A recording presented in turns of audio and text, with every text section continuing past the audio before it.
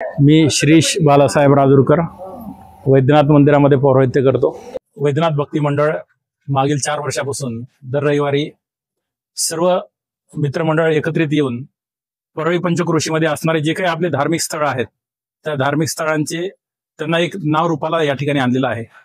दर रविवारी एक नवीन उपक्रम राबवतात। त्या उपक्रमापैकीच हे एक नवीन उपक्रम त्यांनी विचारात घेतला आणि या वैद्यनाथ भक्ती मंडळाचे जे काही सहकारी पदाधिकारी आहेत त्यांच्या या सांगण्यानुसार गौरी गणपती म्हणजे काय आणि गौरींना आव्हान का केलं जातं हा विषय त्यांनी माझ्यासमोर मांडलेला आहे। तर या ठिकाणी सर्वप्रथम आपण महाराष्ट्रीयन लोक तर गणपती उत्सव मोठ्या प्रमाणात साजरा करतो। केवळ महाराष्ट्रातच नव्हे तर भारतात सर्व ठिकाणी गणपती उत्सव केला जातो। त्या उत्सवाबरोबर पुढे 3 दिवसांना गौरींना आवाहन केलं जातं। धर्म पुराणामध्ये याचा उल्लेख असा आहे की ज्याप्रमाणे गणपतीचा जन्म पार्वतीपासून झाला आहे आणि पार्वतीलाच समकक्षतेला गौरी असं म्हटलं जातं, या गौरीला म्हणजे पार्वतीला तिच्या माहेरी आणण्यासाठी आवाहन केलं जातं। तसंच आपल्या महाराष्ट्रामध्ये या पार्वतीला किंवा त्या गौरीला गणपतीच्या पत्न्या सुद्धा असं म्हटलं गेलंय। कारण ज्यावेळेस गौरींना आवाहन केलं जातं तर 2 गौऱ्या या ठिकाणी बोलवल्या जातात, एक ज्येष्ठा म्हटली जाते, एक कनिष्ठा म्हटली जाते। तर गणपतीला 2 पत्नी आहेत, रिद्धी आणि सिद्धी।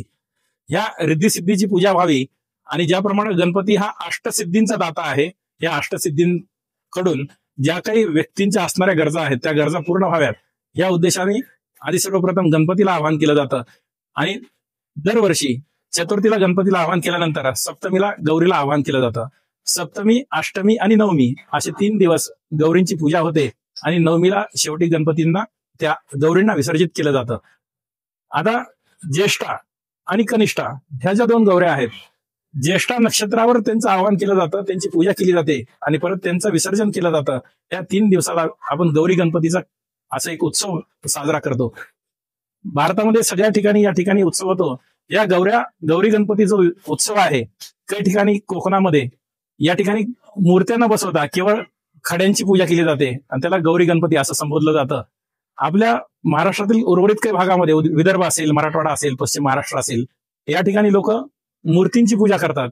त्या मूर्तींना ज्येष्ठा गौरी आणि कनिष्ठा गौरी असं म्हटलं जातं।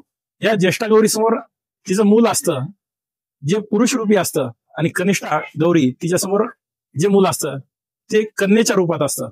त्याच्यामुळं मुलगा आणि मुलगी, आणि ज्यावेळेस गणपती येतो त्याच्यासोबत ज्येष्ठा गौरी येतात, गौरींची पूजा केली जाते, त्या पिलवंडांची पूजा केली जाते आणि 3 दिवस ते मोठ्या प्रमाणात त्याचा उत्सव साजरा केला जातो आणि अखेर नवमीला गौरी गणपतीचं विसर्जन केलं जातं।